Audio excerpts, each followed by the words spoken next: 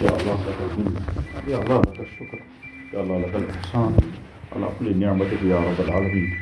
يا الله لك الحمد على نعمة الإيمان، على نعمة الإسلام، على نعمة الدين، على نعمة الهداية، على نعمة العزة، على نعمة المال، على نعمة الأولاد، على نعمة كل نعمة يا رب العالمين. اللهم لك الحمد على كل نعمتك يا ذا الجود والكرم. أنت قلت لئن شكرتم لأزيدنكم، فنشكرك يا الله على كل نعمتك. اللهم أجب دعوتنا كلها يا رب العالمين. اللهم أجب دعوتنا كلها يا رب العالمين. اللهم قدر لنا الهداية والسلامة والمغفرة والصحة والعفة والأمانة والديانة والصلاح والفلاح والرحمة يا رب العالمين.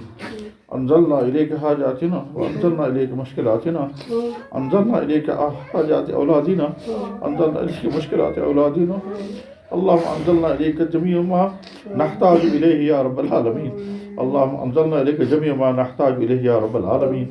يا الله إنك تسمع كلامنا وترى مكاننا وتعلم سرنا وعلانيتنا، ولا يخفى عليك شيء من أمرنا.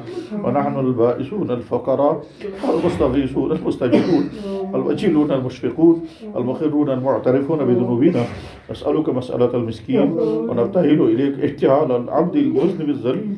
ندعوك كدعاء البائس الفقير، دعاء من خزعت لك رغبته وفاضت لك عينه وزل لك جسمه. اللهم لا تجعلنا بدعائك ربك شقيا وكن بنا رؤوفا رحيما يا رب العالمين. اللهم أصلح لنا شأننا كله، اللهم أصلح لنا شأننا كله ولا تكلنا إلى أنفسنا طرفة عين.